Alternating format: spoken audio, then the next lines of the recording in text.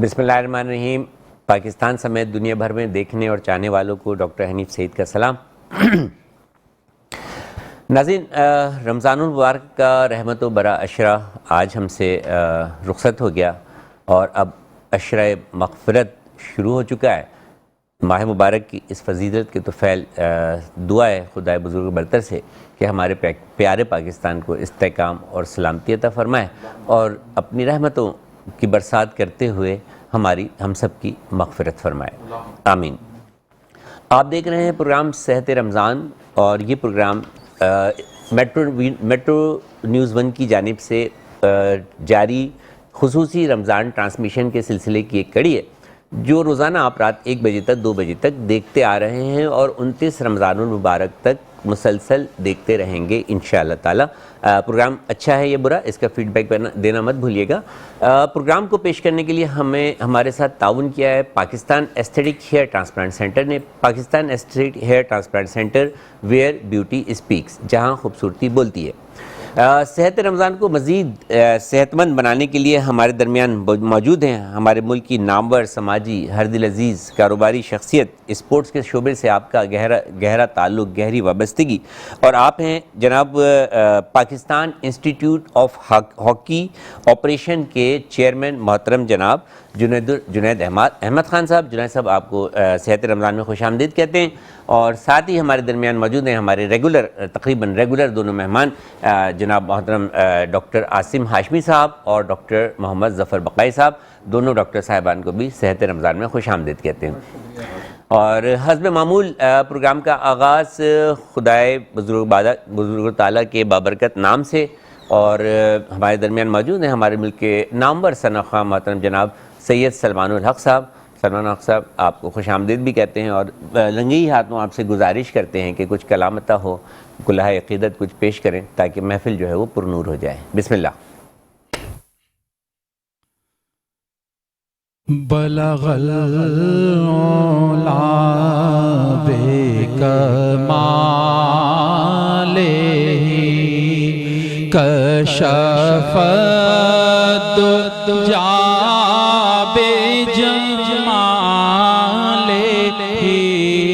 حسن جمیع خصالہ صلو علیہ وآلہ.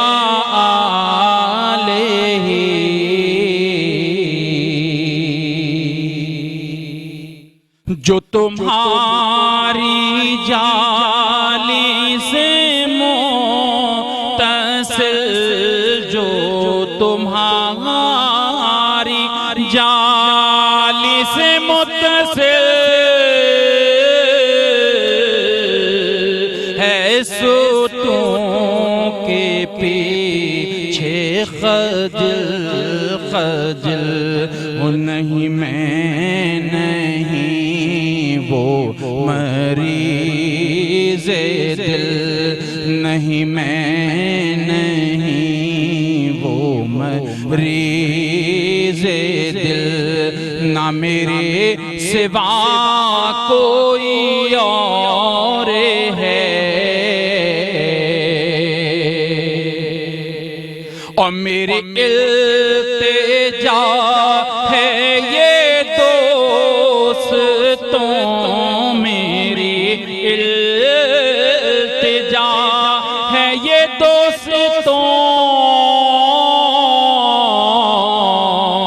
کبھی تم جو سوئے حرم چلو تو بنا کے سر کو قدم چلو، تو بنا کے سر کو قدم چلو کہ یہ راستہ کوئی اور ہے.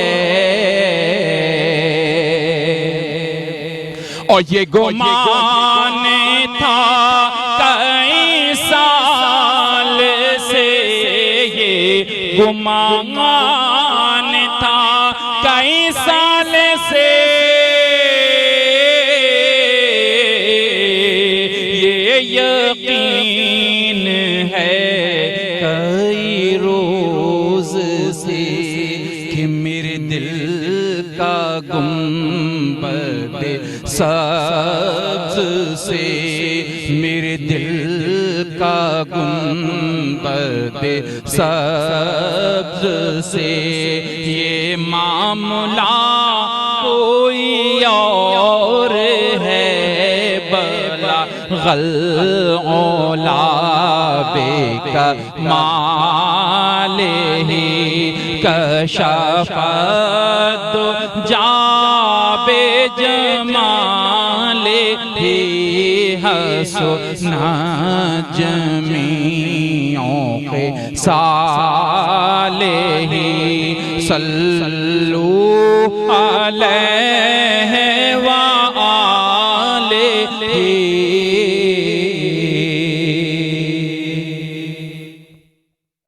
آپ کی اجازت سے ایک شعر یاد آیا، کبھی لوٹ آئیں تو پوچھنا نہیں انہیں دیکھنا ذرا غور سے، کبھی لوٹ آئیں تو پوچھنا نہیں انہیں دیکھنا ذرا غور سے، جنہیں راستے میں خبر ہوئی یہ راستہ کوئی اور ہے، واقعی یہ راستہ کوئی اور ہے اور یہ معاملہ کوئی اور ہے۔ صلی اللہ علیہ وآلہ وسلم، ہماری جان آپ پر قربان۔ ڈاکٹر عاصم، کہاں غائب تھے آپ 3 دن سے؟ بس OPD اس میں تھوڑا سا لیٹ ہو رہے تھے، آپ نے ابھی تک اپنے لائف اسٹائل میں جو ہے تو وہ تبدیلی نہیں، بس انشاءاللہ رمضان کے بعد، رمضان میں معمولات جو ہیں تو وہ ہاں رمضان کہتے ہیں نا، آپ کا کریش پروگرام ہے نا، یہ کریش پروگرام ہے نا، اس کو آپ آرگنائز کریں اپنے باڈی کو۔ ٹھیک ہے، کون کون سے ابھی کیونکہ عید قریب آ رہی ہے تو کس امراض میں مبتلا زیادہ افراد آج اپنے یا آپ کے مشاہدے میں آ رہا ہے کہ کس مرض میں، اسکن کے پرابلم میں زیادہ افراد آ رہے ہیں، زیادہ لوگ آپ سے رجوع کر رہے ہیں عید کے حوالے سے خصوصاً؟ دیکھیں عید کے حوالے سے ایک تو سب سے پہلا جو پرابلم جو اس وقت سب سے زیادہ جو کامن ہے اور ایک سمجھ لیں ایک وبا کے طور پہ پھیلا ہوا ہے، وہ ہے فنگل انفیکشن۔ اور وہ فنگل انفیکشن چونکہ لوگوں کو ان کی چونکہ بہت ایچی پرابلم ہوتی ہے تو یہ لوگوں کے لائف اسٹائل کو بھی ڈسٹرب کرتا ہے، اور چونکہ لوگوں کی اس کے بارے میں اویئرنیس نہیں ہے تو وہ کیا کرتے ہیں کہ ٹریٹمنٹ پراپر کرتے نہیں ہیں اور پراپر اس کی جو پریکاشنز ہیں وہ فالو نہیں کرتے، تو اس میں لوگ مطلب کنٹینیوس سالوں سے اس میں مبتلا ہے، تو اس کی وجہ سے ان کو یہ کیا ہوتا ہے کہ سائیکولوجیکل ایفیکٹ بھی ان کو آنے لگتے ہیں۔ کہ اگر کوئی شخص بہت عرصے تک کسی بھی مرض میں مبتلا ہو اور خصوصاً کسی جلد کے مسئلے میں مبتلا ہو تو نہ صرف یہ، اور لمبے عرصے تک یہ مسئلہ چلتا رہے تو نہ صرف یہ کہ اس کی صحت متاثر ہوتی ہے بلکہ اس کی سائیکولوجیکل اس چیز کے، اس بیماری کے اس پر سائیکولوجیکل امپیکٹس آنے لگتے ہیں اور وہ سائیکولوجیکلی ڈپریسو فیز میں چلے جاتے ہیں۔ یہ بات بتائی ہمارے ملک کے نامور اسکن اسپیشلسٹ محترم جناب عاصم ہاشمی صاحب نے، اور عاصم ہاشمی صاحب کے ساتھ ہی موجود ہیں chairman Pakistan community of Rampur کے چیئرمین جناب محمد جنید احمد خان صاحب۔ یہ کمیونٹی آف رامپور یعنی کہ جن ایسے لوگ، وہ کمیونٹی، وہ لوگ جن کا تعلق ہمارے پڑوسی ملک کے شہر ہے یا یو پی میں رامپور۔ اچھا، میرے کافی دوست ہیں رامپوری میں، پہلے تو مجھے بتائیے رامپوری لوگ اتنے خوبصورت کیوں ہوتے ہیں؟ ہمارے جو بلانگز ہیں نا، وہ یعنی کہ ہمارے جو اینسسٹر ہیں اور فور فادر ہیں وہ افغانستان سے ہجرت کر کے آئے تھے، تو یہ سب حضرت یوسف علیہ السلام کی نسل ہم لوگ کا جو ہے نا اپنے آپ کو کہتے ہیں کہ یوسف زئی ہیں ہم لوگ۔ تو ویسے تو کافی ہیں، درانی بھی ہیں وہاں پہ، اچک زئی بھی ہیں، کافی ہیں، تو وہاں ہجرت کر کے 400-500 سال پہلے یو پی میں رامپور جگہ پہ آئے تھے، وہاں سے پھر پاکستان آئے۔ یعنی کہ جو اگر اس کے سلسلہ پیچھے جوڑتے چلے جائیں تو یہ حضرت یوسف علیہ السلام سے جا کے جو ہے تو وہ یوسف زئی والوں کا، یوسف زئی والوں کا، سبحان اللہ۔ اور حسن یوسف کی کیا بات ہے کہ جب زلیخا نے کیا مطلب اس کے ساتھ تمام شریک خواتین نے جو ہے پھلوں کی بجائے اپنی انگلیاں تراش دی، ان کے حسن کا کیا ذکر اور پھر حسن مصطفیٰ کا کیا ذکر، بات بڑی طویل ہو جائے گی۔ ڈاکٹر صاحب، یہ جو خوبصورتی ہے اور حسنی کی بات ہو رہی ہے تو کچھ کہنا چاہیں گے اس کے حوالے سے؟ یہ خوبصورتی ہے کہ آپ کی نظر میں؟ دیکھیں، خوبصورتی 2 طرح کی ہوتی ہے۔ اگر آپ ظاہری خوبصورتی کی بات کر رہے ہیں تو بے شک وہ بالکل، ہم میرے خیال اس وقت ظاہری خوبصورتی کی بات کریں، لیکن رمضانوں میں تو اندرونی خوبصورتی ویسے ہی خوبصورت ہو جاتی ہے بہت سارے لوگوں کی۔ اب ظاہری خوبصورتی کو بھی آپ 2 حصوں میں ڈیوائڈ کر لیں، ایک خواتین کے لیے اور ایک مردوں کے لیے. خواتین کی بات کر لیں. خواتین کی بات کر لیتے آپ انہیں پھنسا کے مطلب کنسائز کر لیتے ہیں. کنسائز کر لینا. میں نے کہا اتنے لوگ بیٹھے ہوئے سارے مرد ہیں تو پتہ نہیں آپ کس کی بات کر رہے ہیں. خواتین کی بات کر رہے ہیں. یہ خواتین میں اگر ظاہر خوبصورتی کا ہم دیکھیں تو حقیقتاً ہمارے جو ساؤتھ ایشین ہیں خاص کر ہم لوگ جو ہیں جی بالکل ہمارے یہاں گریڈ 5 میں اسکن کلر جو ہمارے یہاں خوبصورتی جی بالکل ہمارے یہاں خوبصورتی چہرے سے شروع ہو کے بالوں سے شروع ہو کے پھر نکوشت سے ہوتی ہوئی جسامت پہ اتنی نہیں آتی لیکن وہ چہرے اور بالوں پر ہی زیادہ رہ جاتی ہے کیونکہ وہ جو ویسٹرن کنٹریز ہیں وہ لوگ پھر جسمانی خوبصورتی پہ زیادہ توجہ دیتے ہیں. تو ہمارے یہاں جو خواتین کی خوبصورتی ہے وہ بالوں چہرے کا رنگ آنکھوں کا شیپ ناک کا ستواں ہونا ہونٹوں کا گداز ہونا یہ ساری چیزیں خوبصورتی کی علامات خوبصورتی کی علامت ہیں. ڈاکٹر صاحب کا کہنا ہے کہ خوبصورتی مطلب اس کو میں اپنے الفاظوں میں سمرائز کرتا ہوں. میرا بہت ہی پسندیدہ ٹاپک ہے خوبصورتی پہ بولنا خوبصورتی پہ کام کرنا. تو خوبصورتی اللہ تعالیٰ کی دی ہوئی ایک بہت بڑی نعمت ہے اور خوبصورتی ایک پیکیج ہے. اس پیکیج کے دو بڑے حصے ہیں inner beauty and outer beauty. اندرونی خوبصورتی اور بیرونی خوبصورتی. اندرونی خوبصورتی کا آج ہم تذکرہ نہیں کر رہے کیونکہ وہ رمضان میں سب کی اچھی چل رہی ہے. جو بیرونی بیوٹی ہے آؤٹر خوبصورتی جو ہے اس کا براہ راست تعلق جو ہے وہ مرر امیج سے بھی ہے. یعنی کہ آپ اپنے آپ کو بھی دیکھ رہے ہوتے ہیں اور سامنے والا بھی آپ کو دیکھ رہا ہوتا ہے. یعنی کہ بیوٹی لائز ان دا آئیز. جو خوبصورتی ہے وہ دیکھنے والے کی آنکھ میں ہوتی ہے. تو اگر آپ مرر میں بھی اپنے آپ کو دیکھ رہے ہوتے ہیں تو وہ آپ ہی کی آنکھ ہوتی ہے اور آپ اپنے آپ کو اسیس کر رہے ہوتے ہیں کہ آپ کتنے خوبصورت ہیں, آپ کے بال کتنے خوبصورت ہیں, آپ کی اسکن کتنی خوبصورت ہے, آپ کی ناک کتنی ستواں ہے, آپ کی آنکھیں کتنی غزالی ہیں, آپ کے ہونٹ کتنے پنک ہیں, گلاب کی پنکھڑی کی طرح ہے, گردن کتنی سراہی دار ہے. اور پھر ڈاکٹر صاحب کا کہنا تھا کہ ہمارے جو سب کانٹیننٹ ہے اس میں خوبصورتی جو ہے وہ یہاں پر آ کر یا بالوں تک آ کر ختم ہو جاتی ہے. ہم لوگ جسمانی خوبصورتی پر توجہ نہیں دیتے. تو یقین مانیں کہ اگر اس ساری خوبصورتی کے ساتھ ساتھ آپ تھوڑی سی توجہ جسمانی خوبصورتی پہ دینے لگیں گے, اسپورٹس سے اپنا تعلق قائم کریں گے, ایکسرسائز کو اپنی زندگی کا حصہ بنائیں گے, تو نہ صرف یہ آپ کی جسمانی خوبصورتی بڑھتی چلی جائے گی بلکہ اس کے اثرات آپ کی جو چہرے کی خوبصورتی ہے اس کے اوپر بھی جو ہے تو وہ آنا شروع ہوں گے. آپ کی اسکن بھی ہیلدی ہوگی, آپ کے بال بھی ہیلدی ہوں گے, آپ کی رنگت بھی جو ہے تو وہ پنک ہوگی, آپ کے ہونٹ بھی لال ہوں گے, آپ کی آنکھیں بھی جو ہیں تو وہ زیادہ چمکے گی اور اسکن بھی زیادہ شائن کرے گی. تبصرہ اس پہ جانیں گے جنید احمد خان صاحب سے کیونکہ براہ راست آپ کا تعلق اسپورٹ سے اور فزیکل ایکٹیویٹی سے ہے. تو آپ کافی اپنے بارے میں بتائیے گا کہ کئی جگہ آپ جو ہے تو وہ نمائندگی کر چکے ہیں پاکستانی فورم کی اور آج بھی جو ہے تو وہ چیئرمین ہیں ہاکی کی ایک یونٹ سے. تو بتائیے گا ذرا کہ کس طرح جسمانی خوبصورتی کو حاصل کیا جا سکتا ہے اور یا کس طرح اسے برقرار رکھا جا سکتا ہے. دیکھیں جب آدمی ایک ایج میں آتا ہے اسپورٹس کی جیسے کھیلنا شروع کرتا ہے بچپن سے چلے 5 سال کی عمر سے اوپر لے لیں کہ بچہ کھیلنا شروع ہو جاتا ہے تو ماں باپ کو چاہیے کہ ان کو ایکٹیویٹیز میں ضرور انوالو کریں. اس سے بہتر کہ وہ موبائل لے کے بیٹھے رہیں, خود انہیں گراؤنڈ لے کے جائیں, ان کے ساتھ کھیلیں. ہاں تاکہ وہ ایک عادی ہو, یوز ٹو ہو جانے کی گراؤنڈ میں.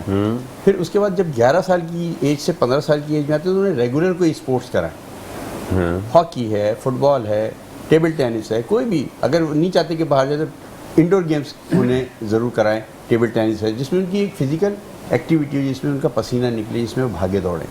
اور اس کے اثرات اگر جب آپ کا پسینہ نکلتا ہے تو باڈی کے فاسد مادے جو ہوتے ہیں وہ خارج ہوتے ہیں. جی ڈاکٹر صاحب, جب بھاگ رہے دوڑ رہے ہوتے ہیں اور آپ کا پسینہ نکل رہا ہوتا ہے تو اس کے کیا فوائد ہوتے ہیں آپ کی باڈی کو؟ دراصل یہ تو ایکسرسائز کے فوائد تو بے شمار ہیں. آپ کو خود پتہ ہے کہ جب ایک اسپورٹس مین جو ہے وہ میرے نزدیک وہ تمام لحاظ سے, مقصد آپ جسمانی تو چھوڑ دیں, ذہنی لحاظ سے بھی بہت اسٹرانگ اور مستحکم ہو جاتا ہے اگر وہ اپنے جسم میں کا خیال رکھتا ہے اور ایکسرسائز وغیرہ اور واک اور اسپورٹس اس کا فزیکلی ایکٹیویٹی اگر وہ ہاں بالکل جسمانی طور پر مضبوط کرتی ہے بلکہ آپ کو ذہنی طور پہ بھی بہت مضبوط کرتی ہے. تو یہ ساری چیزیں ہیں اور بے شمار اس کے فوائد ہیں. اب اس کو میں کہاں سے شروع کروں اور کہاں ختم کروں, مقصد دل سے لے کے اور گردوں تک اور تمام اعضاء کو اگر ہم لے لیں, اعضاء رئیسہ جو ہیں ہمارے سبھی جو ہیں وہ بہرحال ایکسرسائز کے محتاج ہیں, ایکسرسائز کی ڈیمانڈ کرتے ہیں. آپ کے جوڑ, آپ کے مسلز, آپ کی آنکھیں, آپ کا دل, آپ کا جگر, آپ کا معدہ, تمام چیزیں جو تو آپ سے درخواست کرتے ہیں کہ اپنے لیے آدھا پون گھنٹہ نکال لے کیجئے, کچھ ہلکی پھلکی واک کر لے کیجئے, یا اگر کوئی جم قریب میں ہے تو وہاں جا کے ہلکی پھلکی یا آپ کی ایج کے مطابق جو بھی آپ کا انسٹرکٹر ایڈوائز کرے اس طرح کی ایکسرسائز کر لیا کیجئے. کیونکہ جب ڈاکٹر الیاس یمنی امریکہ سے ہمارے پروگرام میں آئے تھے اور انہوں نے لائف اسٹائل میڈیسن کا ایک کنسیپٹ دیا تھا, تو اس کے 5 کمپوننٹ تھے.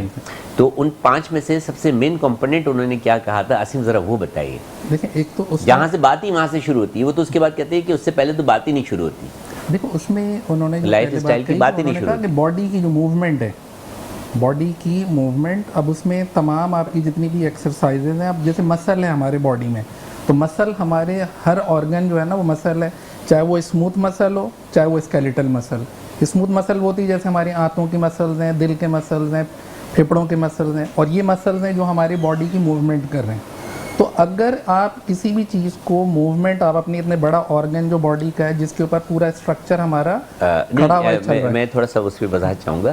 الیاس یمنی کے حوالے سے میں نے بات کی تھی, جو لائف اسٹائل میڈیسن کا جو ایک نئی اسپیشلٹی دنیا میں متعارف ہوئی ہے, اور وہ اس کو پاکستان میں بھی متعارف کرانے کے لیے آئے تھے, جس پر اب آج کل ہم لوگ مل کر کام بھی کر رہے ہیں. تو اس لائف اسٹائل میڈیسن کے 5 انہوں نے جو ہے تو کمپوننٹ بتائے تھے, جس میں سب سے پہلا کمپوننٹ جو تھا وہ ایکسرسائز تھا. اس کے بعد ڈائٹ تھا, کھانا, آپ کا کھانا پینا کیسا ہے, نیند, اور ایک اور چیز انہوں نے بتائی تھی ریلیشن شپ اور stress and management of stress. تو ہم ایکسرسائز پہ رہتے ہیں, اور وہ کہتے تھے کہ یہیں سے شروع ہوگا. اگر ہاں اس سے پہلے اگر آپ کھانے سے شروع کریں گے تو لائف اسٹائل میڈیسن نہیں شروع ہوگی. لائف اسٹائل میڈیسن کا پہلا جو سبجیکٹ باڈی کی موومنٹ ضروری ہے نا, کیونکہ دیکھیں مسلز جتنے بھی ہیں نا, اگر مسلز کو فار ایگزامپل اس کی ایک مثال لیں, جب کسی کا ہاتھ فریکچر ہو گیا, اب اس کو ہم پلاسٹر چڑھا دیتے ہیں.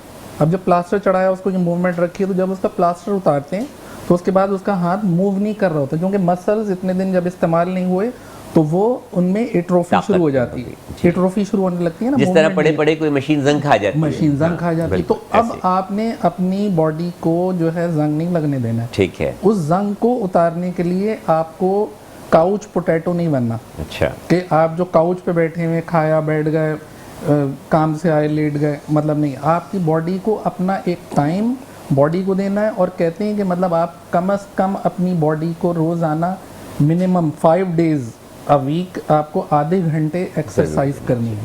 اور وہ ایکسرسائز, اب جیسے ہمارے یہاں لوگ سمجھ لیتے ہیں, خواتین کہتی ہیں ہم تو بہت چلے, ہم گھر میں کام کر رہے ہیں. وہ نہیں, ایسا کام کرنا ہے جس میں کوئی اور کام نہیں کرنا. ہاں, جس میں اور کوئی کام نہیں کرنا, اور کارڈیو والی جو ضرور ہو کہ جس میں آپ کا ہارٹ ریٹ چلے. جب ہارٹ ریٹ زیادہ ہوگا تو وہ تمام جگہ کو بلڈ کی جو فلو ہے وہ بھی بڑھاتا ہے.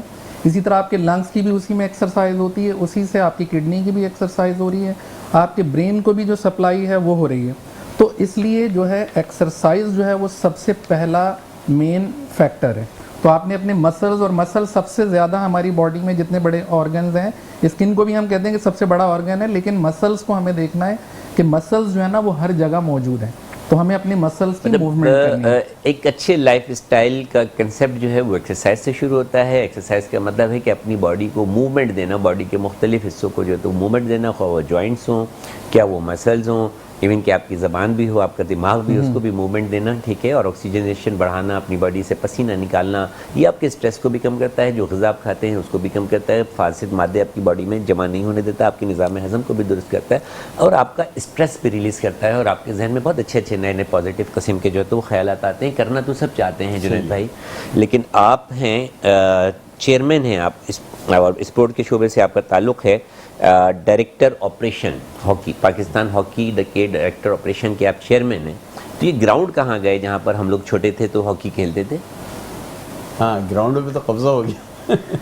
مطلب اب اگر چاہتے ہیں, چلیں ہماری عاصم کی اور میری بات سن کے ہمارے بچے چاہتے ہیں, نوجوان چاہتے ہیں کہ ٹھیک ہے ہمیں فزیکل ایکٹیویٹی کرنی ہے, ان کے پاس جگہ نہیں ہے. ہاں, اب 2 کیٹیگری ہے. جی, ایک وہ کیٹیگری ہے جو افورڈ کر لیتی ہے, وہ تو رینٹ پہ بھی لے لیتی ہے گراؤنڈ. ایک کیٹیگری ہے جو گلی محلے میں کھیل رہی ہے. سر یہ کیٹیگری تو سب سے زیادہ ہے, سب سے زیادہ ہے. جی, تو ہم نے اس کا سولوشن, ہم نے اس کا جو ہے نا ہم نے اس کا جو سولوشن نکالا وہ یہ نکالا کہ ہم نے 3 جو ہے نا یتیم خانے چوائس کیے, اس میں سے ہم نے 100 بچے لیے. ٹھیک ہے, انہیں 6 مہینے ہاکی سکھائی, باقاعدہ کوچ رکھے, ان کو ٹریننگ دی, ان میں سے اسٹارز پلیئر نکلے. یعنی ہم نے گراس روٹ لیول پہ کام کیا. وہ بچے 10 سال سے 15 سال کے تھے، 16 سال کے تھے، ان پہ ہم نے کام کیا ابھی پچھلے 6 مہینے، اور ان میں سے ایسے ہیں 4 پلیئر جو نکلے ہیں کہ وہ انٹرنیشنل کھیل سکتے ہیں۔ نہیں بالکل کھیل سکتے ہیں، آپ کی بات بالکل صحیح ہے، لیکن انٹرنیشنل ہم کھیل کیوں نہیں پا رہے ڈاکٹر صاحب؟ ہم نے تو وہ زمانہ دیکھا ہوا ہے کہ جب مطلب ہاکی کی دنیا پر پاکستان کا جو ہے تو وہ طوطی بولتا تھا، اور مطلب ہم ہاکی کی دنیا پر کے بےتاج بادشاہ ہوا کرتے تھے، گیند اصلاح الدین کے بعد کوئی ٹائٹل ایسا نہیں تھا ورلڈ کا جو ہمارے پاس نہیں تھا۔ مطلب وہ گیند ہاکی کے میدان میں گیند جو ہے وہ ہمارے کھلاڑیوں کی جو ہے تو وہ بالکل یہ ہمارا خاصہ تھا کہ ہم پہلے دوسرے منٹ میں گول کر دیا کرتے تھے، یہ ملک بہت عرصے تک رہا ایسا، اور آپ کا بڑی دلچسپی رہی ہے۔ ہاں بالکل، اور یہ گلیوں تک میں آپ دیکھیں کہ اب تو ہاکی گلیوں میں بھی نہیں رہ گئی، ورنہ پہلے یہ ہوتا تھا کہ کم سے کم لوگ ڈنڈے اور وہ لے کے گلیوں میں تو ہاکی کھیل رہے ہوتے تھے۔ ہاکی تو بالکل پاکستان سے جیسے جیسے اس کا گراف نیچے آتا گیا، اور حالانکہ نیچے لیول پہ بھی ہمارا ختم ہو نیشنل گئی، گیم جو ہے ہاکی ہے، قومی گیم ہاکی ہے، بالکل تو کیوں نہ مطلب ہم گورنمنٹ کو تجویز دیں کہ اگر وہ ہاکی کو فروغ نہیں دے سکتے، ہاکی کے فروغ کے لیے کوئی کام نہیں کر سکتے، تو خدا رہا اس کو نیشنل گیم کا نام نہ دیں، کوئی دوسرا گیم جو ہے اس کو نیشنل گیم کا نام دے دیں، اور اس کو کوئی دوسرا اس کی ایک وجہ ڈاکٹر صاحب، اس کی ایک وجہ دراصل وہ جو کمرشلائزیشن ہے نا جو آپ کو کرکٹ میں ملی، وہ اس کو نہ مل سکی۔ اب جو اس کے کھلاڑی ہیں ان کو ظاہر ہے کہ زندگی گزارنے کے لیے پیسے کی ضرورت تو ہوتی ہے نا، اب وہ آپ دیکھیں کہ یہ بالکل ایک، آپ اگر کبھی غور سے ان کو پڑھیں تو ان کے پاس اماؤنٹ ہی نہیں ہوتے کتنے پیسے ملتے ہیں انہیں کھیلنے کے۔ تو یہ جس طرح پی ایس ایل انہوں نے شروع کیا، اس کا ہاکی کا بھی آپ شروع کر سکتے ہیں، تاکہ تھوڑا سا ایکسپینسو ہو گیا نا، مطلب اب زیادہ اسٹک اتنی مہنگی آ رہی ہے، اس کو بال چاہیے، اس کو میں اختلاف کروں گا، اسٹک جو ہے تو میرا خیال ہے کہ وہ جو آپ بچوں کے ہاتھ میں ٹیب لا کر دیتے ہیں، بچوں کے ہاتھ میں وہ دیتے ہیں، اس سے زیادہ مہنگی نہیں ہے۔ نہیں، لیکن پرائیورٹی کی بات ہے نا، ہمارے یہاں تو پرائیورٹی جیسے ایک مثال ہے نا، ہم لوگ جیسے اب اگر آپ کسی بچے کو کہتے ہیں نا، گھر میں پیرنٹس کو کہتے ہیں کہ بچے کو آپ فروٹ کھلا دیں، تو وہ کہتا ہے بہت مہنگا ہے، لیکن پیزا کھلا رہا ہوتا ہے۔ ہاں یہ بات پرائیورٹی کی بات ہے نا، وہ سمجھتا ہے کہ پیزا بچے کی ڈیمانڈ ہے، بہت دینا ہے مجھے اس کو، پرائیورٹی ہماری چینج ہو گئی۔ جو لوگ گٹکا اور پان کھاتے ہیں وہ ایک دن میں 1000 روپے کے گٹکا اور پان کھا جاتے ہیں، اور مطلب 100 روپے کا اگر یہ 200 روپے کا فروٹ جو ہے تو اگر ان کو کہا جائے کہ اس کے بدلے وہ کھا لی کریں، وہ آپ کی صحت کے لیے بہت اچھا ہے، تو وہ کہتے ہیں کہ بہت مہنگا ہے فروٹ، بہت مہنگا ہے۔ شوق پیدا نہیں ہو رہا نا دراصل، وجہ یہ کہ جب ہائی لیول پہ آپ اسے دیکھ نہیں رہے ہیں، کرکٹ کا تو شوق پیدا ہو رہا ہے، آپ دیکھیں گلی کوچوں میں بھی کھیل ہی رہے ہیں نا بچے کسی نہ کسی طرح، ہاکی کو دیکھ ہی نہیں رہے ہیں تو کھیلیں گے۔ ڈاکٹر صاحب کی بات تھوڑا سا مزید اضافہ کر دوں، بہت اچھی بات کہہ رہے ہیں، اسپانسر نہیں ہے، ڈپارٹمنٹ ختم ہو گئے، پہلے ڈپارٹمنٹ ہوتے تھے، ہر بینک کا ڈپارٹمنٹ ہوتا، ہر جو ادارہ تھا، پولیس کے ڈپارٹمنٹ تھا، آرمی کا تھا، ابھی 2-4 ڈپارٹمنٹ، ابھی آرمی کا تو ابھی بھی کھیل رہا ہے، پر باقی جو ڈپارٹمنٹ ہے وہ بند ہو گئے ہاکی کے۔ تو جب اسپورٹس مین کے پیٹ میں کچھ نہیں ہوگا تو کیا کھیلے گا؟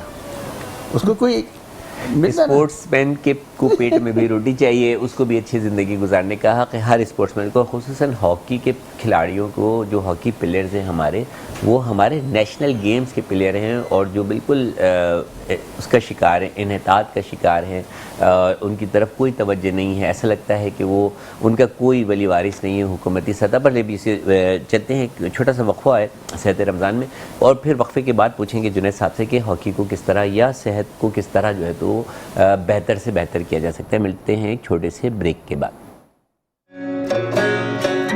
صحت رمضان میں ایک مرتبہ آپ کو پھر خوش آمدید کہتے ہیں، اور بڑی خوبصورت گفتگو جاری ہے ایکسرسائز کے حوالے سے، صحت کے حوالے سے، خوبصورتی کے حوالے سے، ہاکی کے حوالے سے، اور جسمانی ورزش کے حوالے سے۔ محترم جناب جنید احمد خان ہمارے درمیان موجود ہیں۔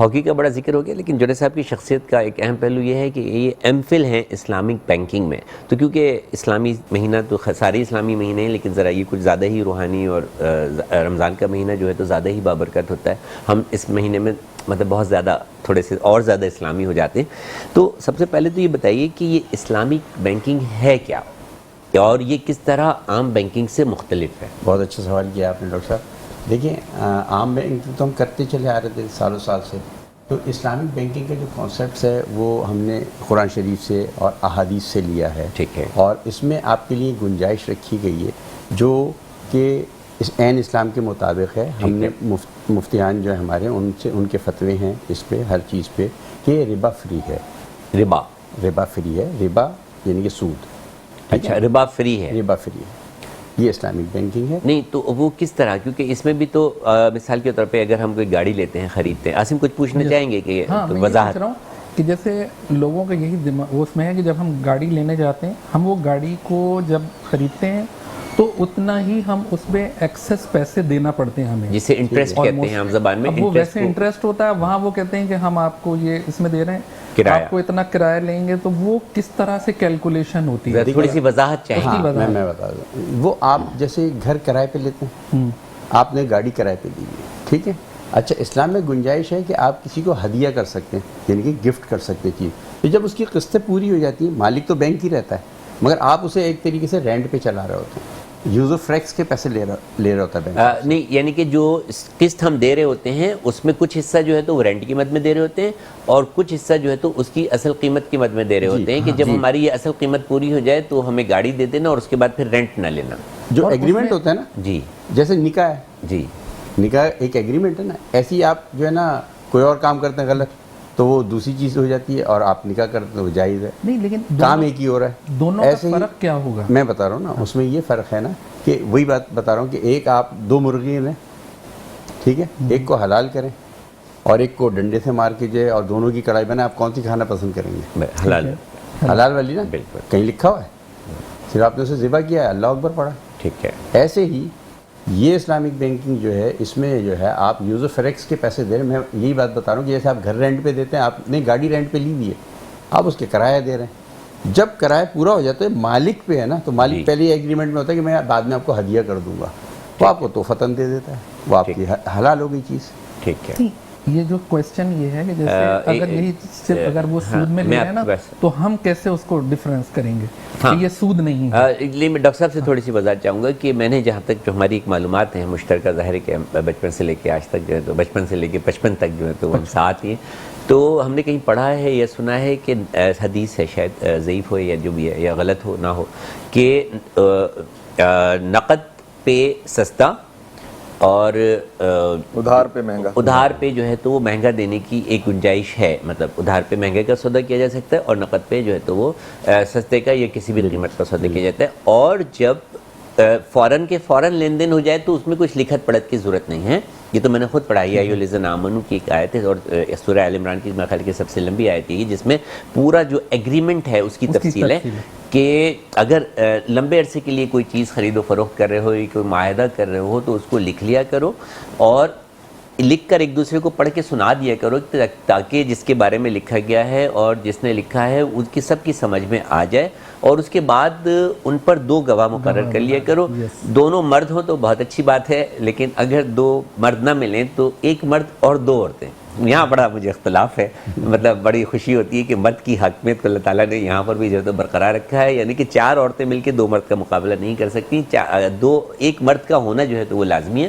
ان کو گواہ مقرر کر لیا کرو اور اگر تم اس معاہدے کی پابندی کرتے رہو گے تو اللہ تعالیٰ اس میں تمہارے لیے برکت ڈالے گا. اگر تم ایسا نہیں کرو گے تو پھر اللہ تمہارے معاملات کا جو ہے وہ ذمہ دار نہیں ہے.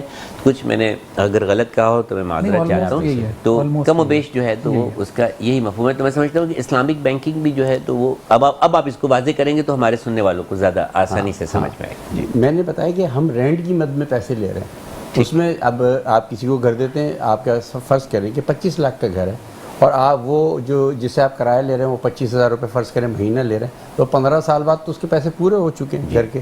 مگر آپ اس سے زیادہ لے رہے ہیں نا، کرایہ مستقل لے رہے ہیں یہ ٹھیک ہے. مگر یہاں پہ یہ حد آ جاتی ہے کہ بھائی آپ کے ایک پیسے پورے ہو گئے، اب مالک کی مرضی ہے کہ آپ کو ہدیہ. اور ایسا بھی ہوتا ہے کہ جیسے جو لوگ قسطیں نہ دے پائیں یا کرایہ نہ دے پائیں تو جسی طرح مکان کے کرایہ میں ہوتا ہے کہ جب 3 مہینے آپ کرایہ نہیں دیں گے تو آپ سے مکان جو ہے تو وہ خالی کرا لیا جائے گا اور واپس لے جائے گا. تو گنجائش جو ہے تو وہ کہتے ہیں کہ بہت زیادہ جو ہے تو وہ بنتی ہے نا ایکچولی وہی بیس. اور بہت سارے جو تو مفتی کرام جو ہیں تو وہ ان کے فتاوی جو ہے تو اس پر موجود ہیں. لیکن ڈاکٹر صاحب کہیں کوئی اختلافی صورتحال بھی سامنے آتی ہے. تو ہمارا موضوع تو یہ نہیں ہے لیکن ایک بات چل نکلی ہے تو تھوڑا سا بتائیے گا.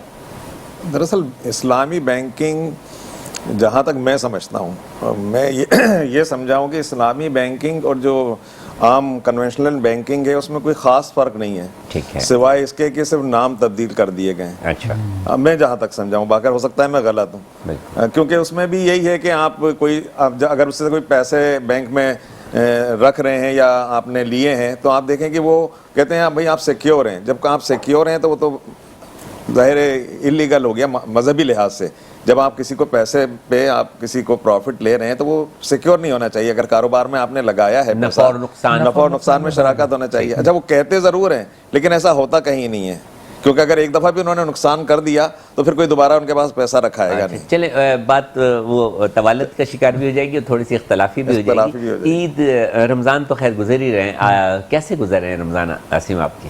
دیکھیے رمضان جو ہے نا یہ اس میں اگر وہی بات ہے کہ آپ جو رمضان کی جو روح ہے نا اس کو سمجھ کے گزارے نا تو رمضان بڑے بہترین ہوتے ہیں. کل ہمارے یہاں ایک مہمان آئی تھی, انہوں نے کہا تھا کہ رمضان میں تو ٹائم کی برکت ہو جاتی ہے, جبکہ ہم لوگ کہتے ہیں کہ رمضان میں ٹائم نہیں ملتا.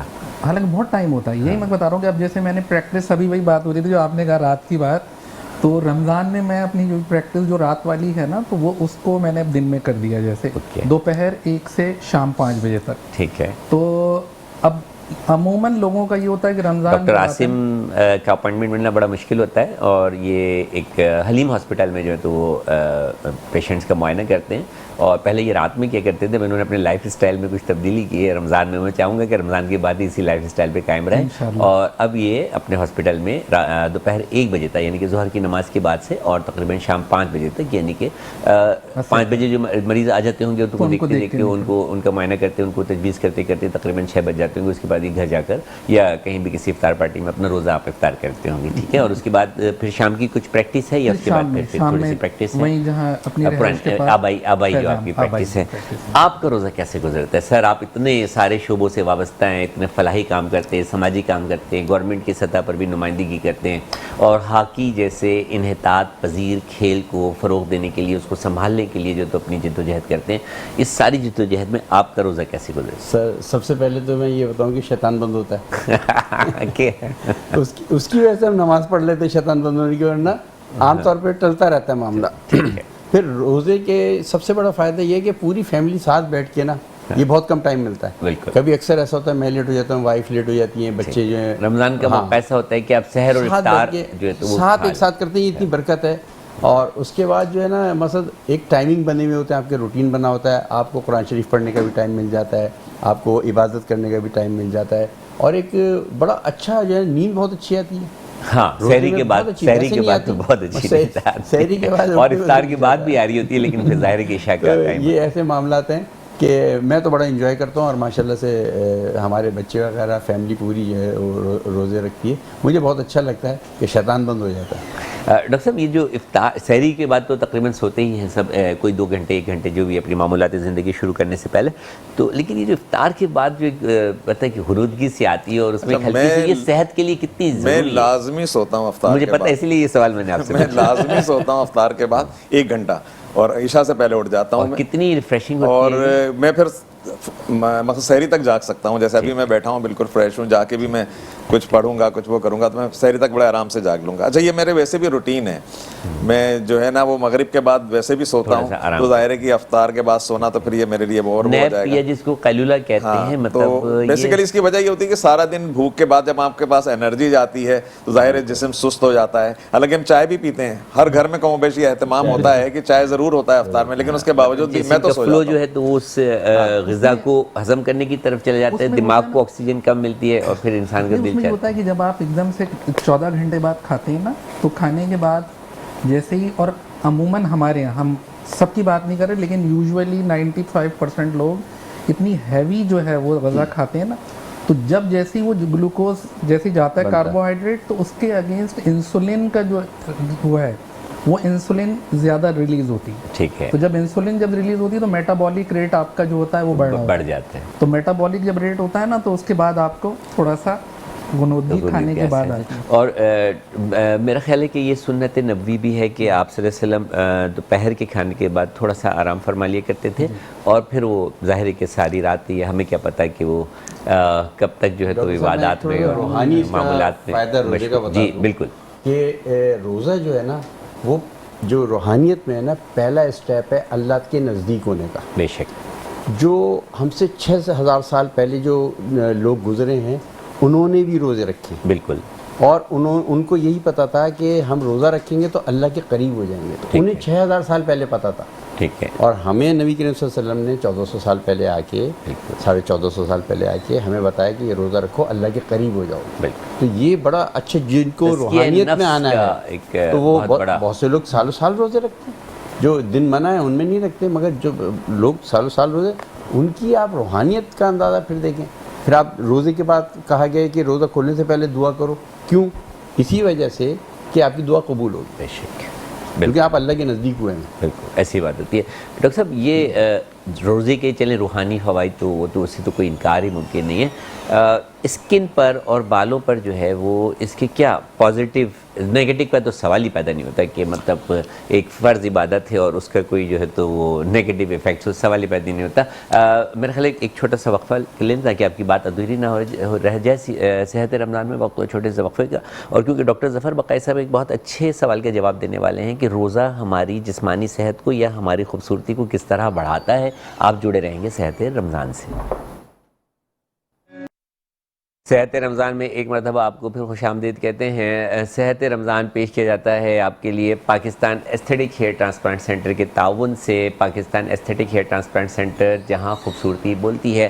اور سوال جا رہا ہے خوبصورتی سے متعلق ڈاکٹر ظفر بقائی صاحب کے پاس, جو کہ ماہر اسکن اسپیشلسٹ ہیں, ایستھیٹک کنسلٹنٹ ہیں, لوگوں کو خود بھی خوبصورت ہیں, لوگوں کو بھی خوبصورت بنانے کی کوشش میں رات دن مصروف عمل رہتے ہیں. تو روزہ ہماری ظاہری خوبصورتی پر کس طرح اثر انداز ہوتا ہے؟ دیکھیں, ظاہری خوبصورتی پہ روزہ ہمارے بہت اچھی طرح اثر انداز ہو سکتا ہے اگر ہم اسے اچھی طرح اس کی روح کے مطابق گزاریں, روح کے مطابق یا جو تقاضا ہے روزے کا, تقاضے کو بھی چھوڑ دیں. مثلا جو غذا آپ کھا رہے ہیں وہ اس کے مطابق کھائیں جو ہمیں حکم دیا گیا ہے. سادی غذا کھائیں, سادہ افطار کریں, پانی زیادہ پئیں. تو یہ چیزیں ہمارے لیے, اب جتنا ہم مرغن غذا کھاتے ہیں, آپ دیکھیں بچوں کے چہرے پہ اور زیادہ دانے نکلنا شروع ہو جاتے ہیں. وجہ یہ کہ جتنی چکنائی ہم اس میں کھا رہے ہوتے ہیں شاید ہی کسی اور مہینے میں اتنی کھاتے ہوں. سارے گھروں میں پکوڑے تل کے کھائے جا رہے ہوتے ہیں, سموسے. آئل کی سیل بڑھ جاتی ہے نا, اس سے آپ اندازہ لگا لیں نا کہ آئل کی سیل بڑھ جاتی ہے. بے تحاشا, تھوڑی بہت نہیں, لوگ باقاعدہ آپ نے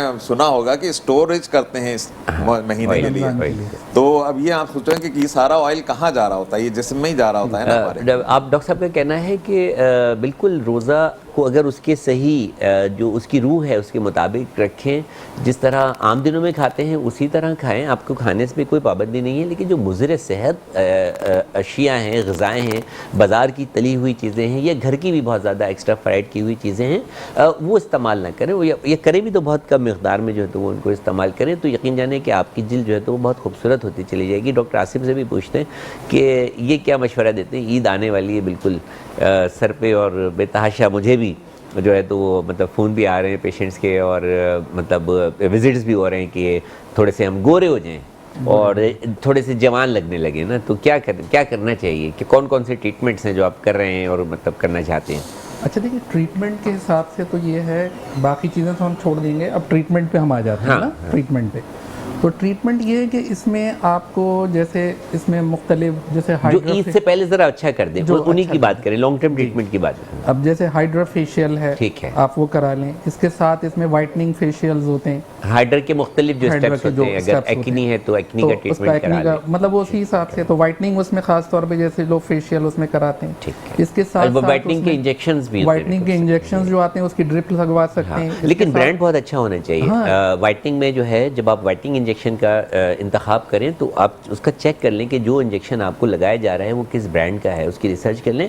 برانڈ بہت اچھا ہونا چاہیے. برانڈ اچھا ہوگا تو یقین مانیں کہ آپ کو واقعی اس کے بہت اچھے ریزلٹس. ڈی ایچ ایس کا ہونا چاہیے, اچھا ہوتا ہے. اچھا ہوتا ہے, ہاں ڈی ایچ ایس کا اچھا ہے. نہیں برائٹنگ انجیکشن نہیں ہے ڈی ایچ ایس کے, تو برائٹنگ سیرم. برائٹنگ سیرم کی بات کر رہا ہوں. سیرم جیسے برائٹنگ سیرم ہے, اسی طرح ہم نے جیسے انجیکشن کے بعد سیرم آ گئے.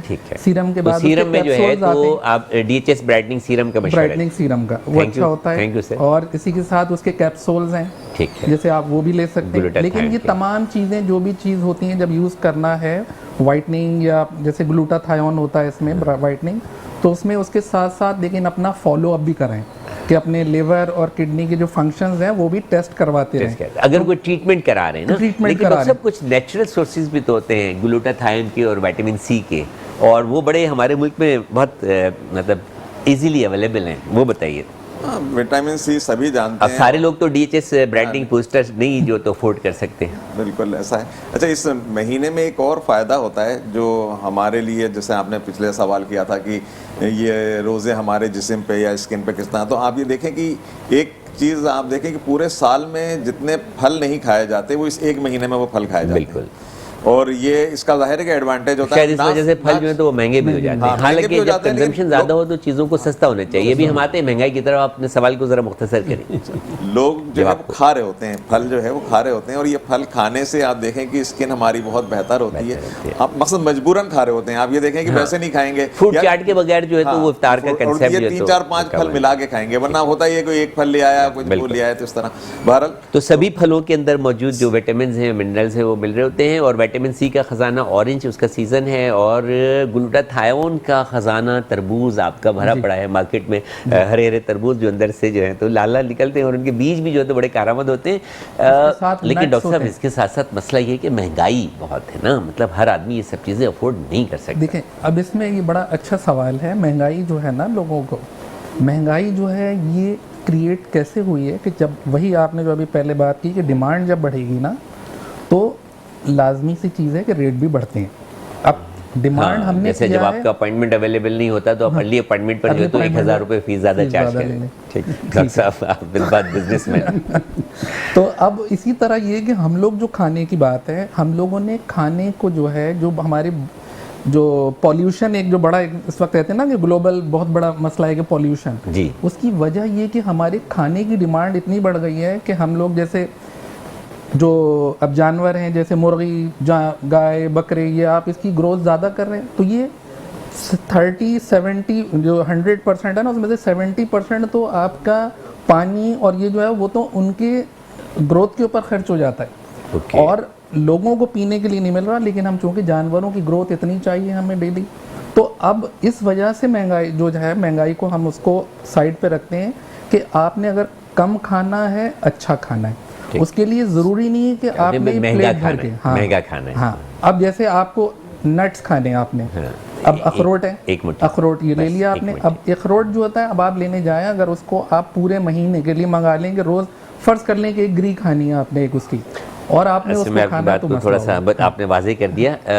तो महंगाई का जिन, लेकिन ये महंगाई का जिन रमज़ान में क्यों बेकाबू हो जाता है? हाँ, ये बड़ा और इसको कैसे कंट्रोल किया जा सकता है? देखिए, मैंने जो ऑब्ज़र्व किया, इस वक्त जो टाइम है ना, वो पूरी दुनिया में महंगाई है, सिर्फ आपके पाकिस्तान में नहीं, दुनिया में। उसकी वजूहात हैं, जंगें हो रही हैं, ऐसे इलाकों में हो रही हैं जहाँ पे ऑयल और गैस बहुत है, ठीक है, उनके भी असरात हैं, उनके पहले से प्रेडिक्शंस हैं कि भाई रेट यहाँ पे यहाँ महंगाई। और अगर कहा जाए तो मतलब महंगाई जो है तो वो हर दौर में रही है। और एक ज़माना था जब मलिका बरतानिया कहीं से गुजर रही थी और उन्होंने देखा कि लोग जो हैं तो वो कुछ एहतजाज कर रहे हैं, तो उन्होंने अपने हारियों से पूछा, जो उनके मतलब साथ काफ़िला होता था, कि ये लोग क्यों रो रहे हैं, क्यों एहतजाज कर रहे हैं? तो उनको बताया गया कि जी इनको रोटी नहीं मिलती है, रोटी नहीं मिल रही। तो मलिका बरतानिया ने कहा कि इनको कहें कि केक खा लिया करें। जी डॉक्टर साहब मुख्तसर से जवाब दीजिएगा और उसके बाद हम आएंगे सलमानुल हक साहब की तरफ। किस हवाले से पूछना चाह रहे हैं? महंगाई के हवाले से ना। दरअसल महंगाई जो है कुछ हम लोग भी जिम्मेदार हैं। बिल्कुल, बेशक हम जिम्मेदार हैं, और हम ज़्यादा जिम्मेदार हैं।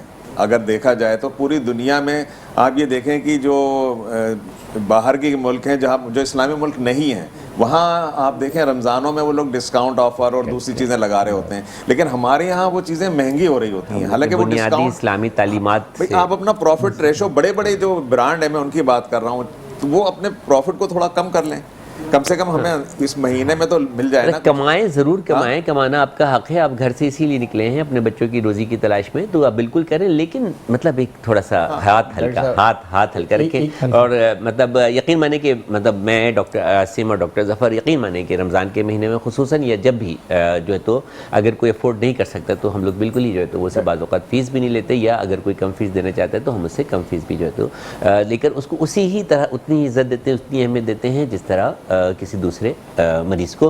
प्रोग्राम का वक्त बिल्कुल ख़त्म हो चुका है। सेहत रमज़ान से डॉक्टर हनीफ सईद को इजाज़त दीजिए। ज़िंदगी रही, सेहत रही, तो कल रात 1 बजे यही मुलाकात होगी आपके साथ इस स्टूडियो में। मेहमान हो सकता है कि इनमें से कोई और भी हों या दीगर मेहमानों के साथ। और चलते चलते सलमान भाई आपसे गुजारिश होगी कि आप महफिल को बाबरकत बनाते हुए ख़ुताम की तरफ ले जाएँ। बिस्मिल्लाहिर्रहमानिर्रहीम। डॉक्टर हनीफ सईद, अल्लाह हाफ़िज़। نا کلیم کا تصور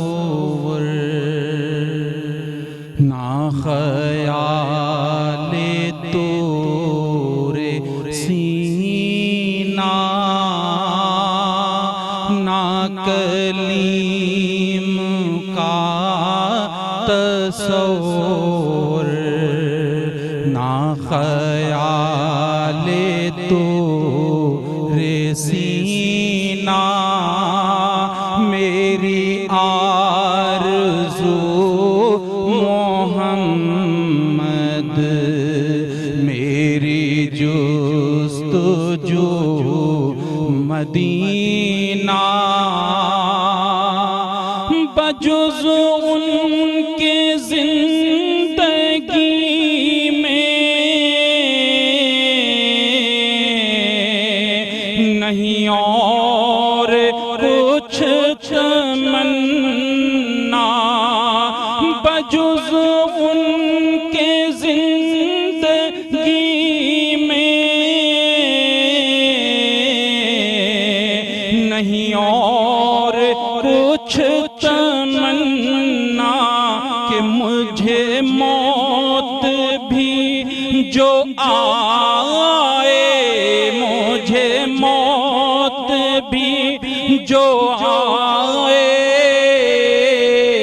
تو ہو سامنے مدینہ میری آرزو محمد میری جستجو مدینہ